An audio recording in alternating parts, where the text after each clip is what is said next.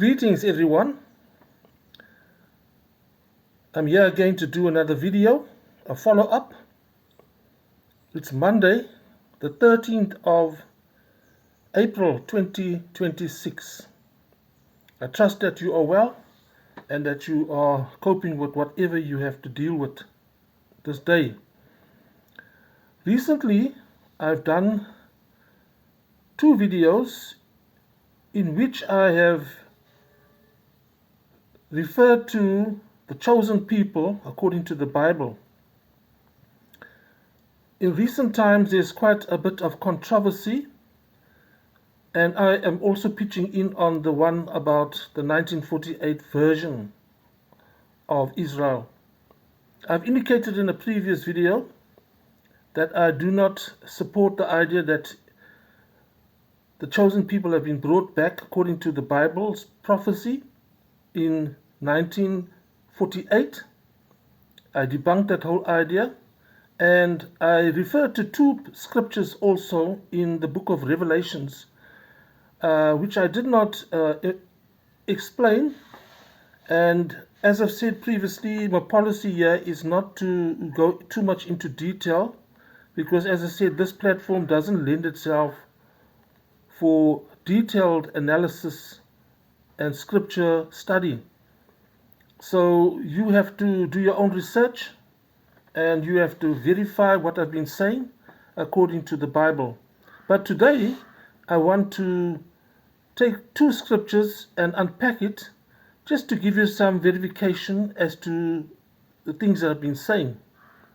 The two videos that I did in recent times, you might want to go and check on it. I think it is in March, sometime this year. The one is called Brought Back in Planes and Ships. Brought Back in Planes and Ships.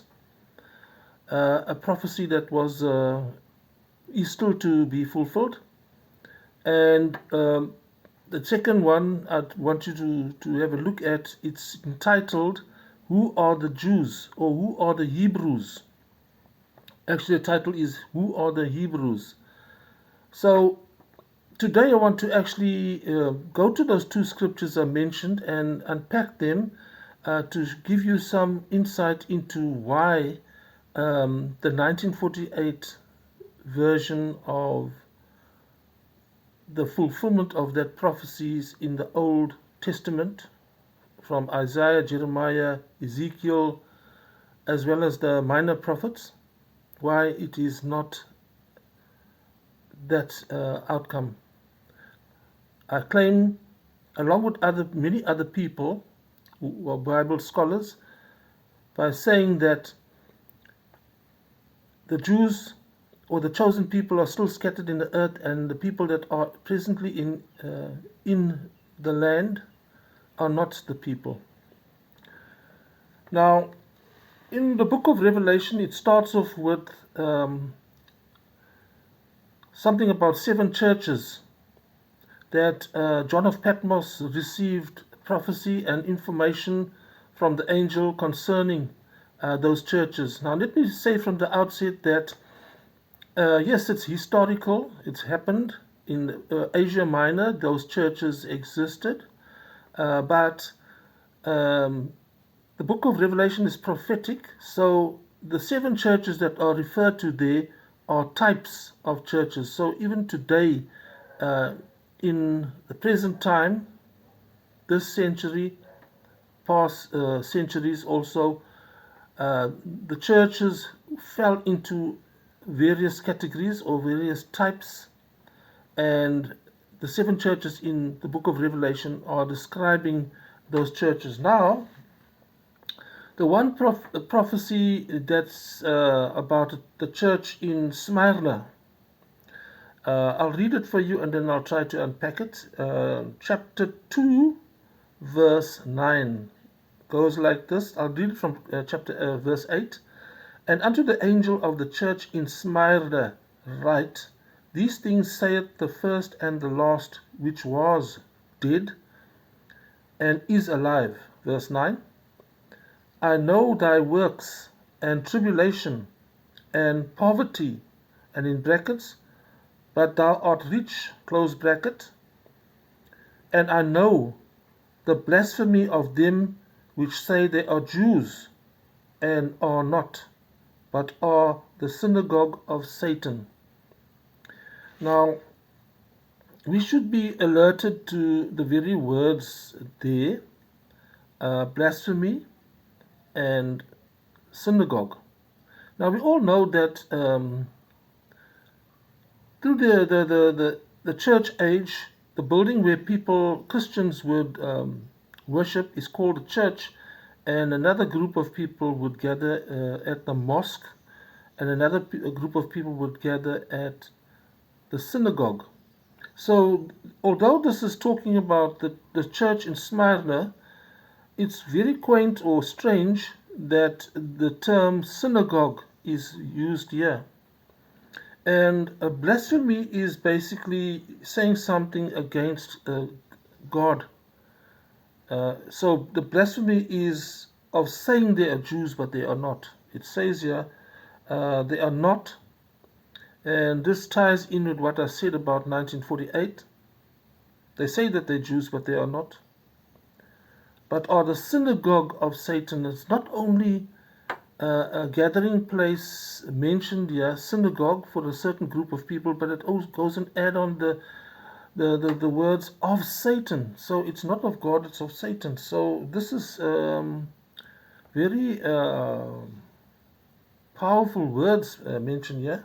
And the other one, ladies and gentlemen, is the letter to the church in Philadelphia, which we find in chapter 3, verse 9. I want to identify that for you. I'll read it from verse 9 of chapter 3. Behold, and behold is old language, the King James Version, look, take note. I will make them of the synagogue of Satan, which say they are Jews, and are not, but do lie. Behold, I will make them to come and worship before thy feet, and to know that I have loved thee. So this is again strange, because it's a church here that's been referred to, the Church of Philadelphia. But why would Christ say through the angel the synagogue of Satan? Again, synagogue refers to people that worship at a particular place called a synagogue, and there's the added appendage there of Satan, so it's not of God.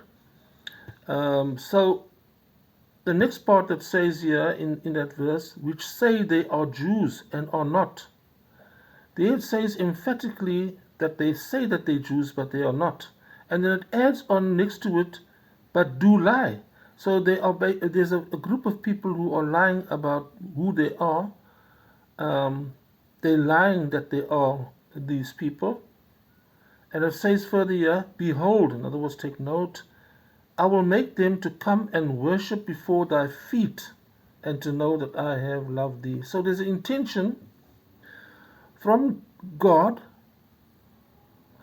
of making these people that claim that they are, but they are not, to come and worship at your feet. Now, the people that's referred to here at thy feet is not mentioned who they are, but as I said elsewhere in other videos, that the people are still scattered, they're not there yet. But this is a prophetic word to say that the very people who are parading and around as if they are the special people and they are lying, they will be made to come and bow down before the real people, to come and worship at the feet, and the point will be made to know that I have loved you, I have loved thee. So very, very powerful words again.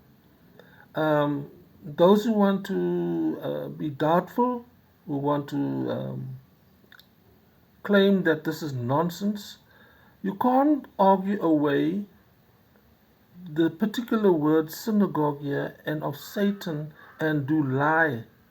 And behold, twice in this very same verse 9, where it says, behold, I will make them that say that they are, but are not to come and worship at your feet. And that is, of course, future. It's not yet. So the sequence of what must happen is that God Himself, according to scripture in Isaiah, Jeremiah, Ezekiel, and the minor prophets, will bring the people back Himself. He will cause them to come back, not them deciding. He will bring them back and establish them there in peace, without borders and gates. So they will be in peace. And then the very people who are parading around now as the people will be caused by God to come and worship at the feet of the real people that's been referred to here. So I just want to leave you with that point to contemplate. Yeah, I've given you actual scriptures. I'm not sucking it out of my thumb. Go and have a look at the scriptures. And also, I didn't explain in context. I did say something about the church and the types of churches that still exist.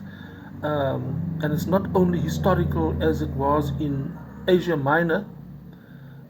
It's actually describing particular churches in the present day, types of churches. There's 7 of them. And it's describing these other people who claim that they are, but they are not, and they will be caused to come and worship at the feet of the real people. So I'll leave you with that, and wish you a great day further.